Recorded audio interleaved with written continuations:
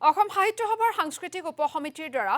খুৰীয়া আবেলি অনুষ্ঠান দিহানাম বৰগীত জিকিৰ বিয়ানামৰ শিল্পীৰ অংশগ্ৰহণ অসমৰ ভিন্ন প্ৰান্তৰ শিল্পীসকলৰ সাংস্কৃতিক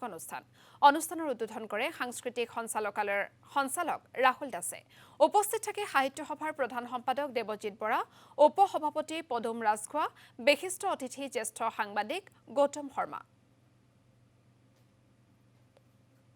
খুৰীয়া আবেলি এটা অনুষ্ঠান অসম সাহিত্য সভাৰ সাংস্কৃতিক উপসমিতিয়ে পাতিছোঁ আমাৰ এটা চেষ্টা যোনটো আমাৰ বৰগীত দিহানাম থিয়নাম জিকিৰ জাৰি ইত্যাদি যিসকল শিল্পী আজিকালি সমাজত মানে অকণমান পিছ পৰি আছে আমি যিসকল মানে চিনাকি ফেচ তেওঁলোকক আজি মাতা নাই যিসকল অকণমান অচিনাকি ফেচ তেওঁলোকক আজি স্থান দিবলৈ চেষ্টা কৰিছোঁ নতুন নতুন শিল্পী যাতে আগুৱাই আহে এটা আমাৰ অসম সাহিত্য সভাৰ যোগেদি এইটোৱে মেছেজ নতুন নতুন শিল্পীসকল আগুৱাই আহক আমি সকলোৰে মিলি পালে এই যোনখন বৰ অসম আছে তাৰ সংস্কৃতি আমি ধৰি ৰাখিম আদি সকলোবিলাকৰ সমাহাৰে এই অনুষ্ঠান আজি সম্পন্ন হ'ব আপোনালোকে দেখিছেই এয়া আৰম্ভ হৈছে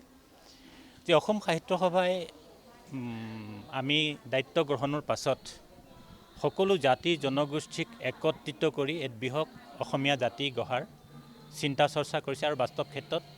আগুৱাই গৈছে অসম সাহিত্য সভাৰ পূৰ্বাপৰ যিবোৰ সিদ্ধান্ত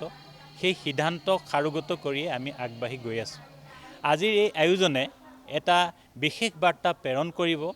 মানুহৰ হৃদয়ৰ পৰা হৃদয়লৈ যোৱাৰ ভগৱতী প্ৰসাদ বৰুৱা ভৱনৰ পৰা মানুহৰ হৃদয়লৈ যোৱাৰ যি ৰাস্তা হ'ব সেই ৰাস্তাটো আজি খুৰীয়া আবেলিটোৱে কঢ়িয়াই লৈ যাব